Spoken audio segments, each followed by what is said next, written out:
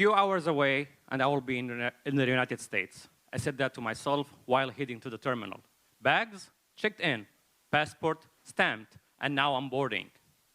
The civil war in Syria, it was in third year. I got so many death threats, and I was about to get killed a couple of times.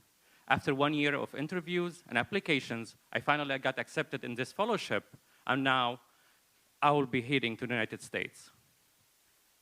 Mr. Ed Beeter, can you please report to the Middle East airline? Mr. Ed Beeter, can you please report to the Middle East airline? Everyone on that airplane was hearing that. I went there to find out what's going on, and there they told me, sir, you will not be able to board that plane. You need a visa.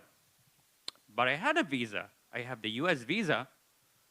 No, sir, since you are a Syrian and you have to land in Belgium to switch planes, you have a special visa called a transit visa, and it will take 3 weeks. Few minutes of talking to them, and I realized they will not let me board in.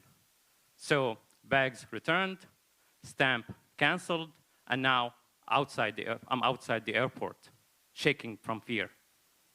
So it was 7 a.m. Beirut time, midnight DC time, and it's me outside the airport, shaking of fear and shocked. My friend, who opened the door of his house to me, he was feeling surprised. He just said goodbye to me at the airport. I emailed the US telling them what happened, and I kept waiting. I know at least they need 6 hours to reply, but simply I had nothing else to do.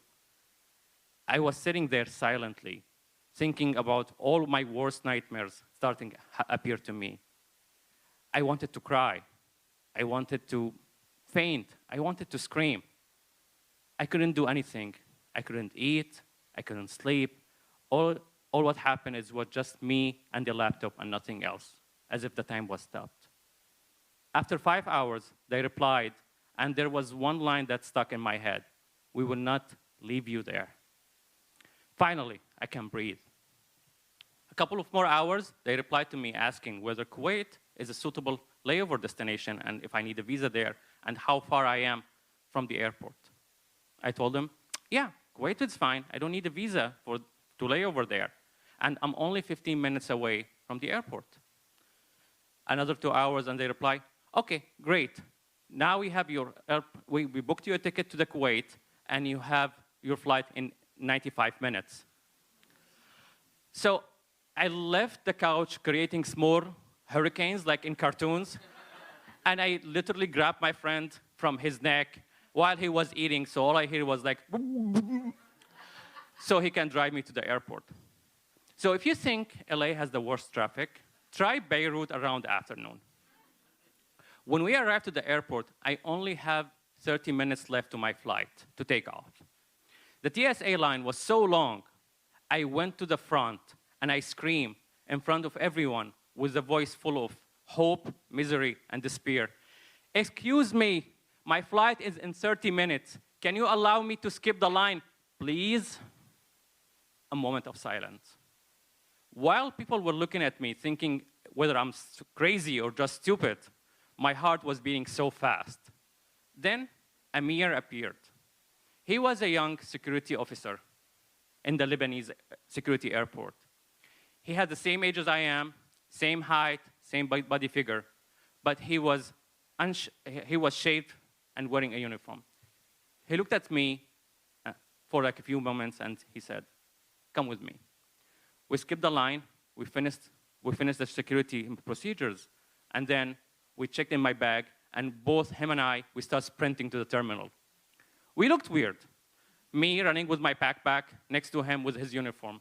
Everybody was looking to us with a million questions in their head.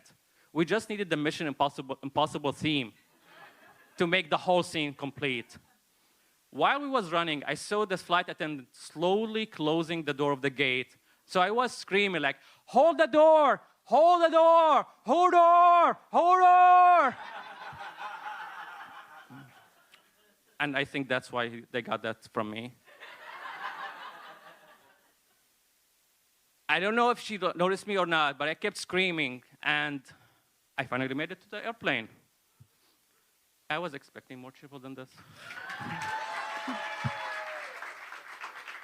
I was still scared when I was inside the airplane. I was still afraid even when we were in Kuwait switching airplanes. Until now, I realized that I didn't even thank Amir for what he done to me. And also, I didn't ask him, why did he do that to me? When we finally landed in DC, I took a deep breath. And the first thing that came to my mind is, DC is so humid around August.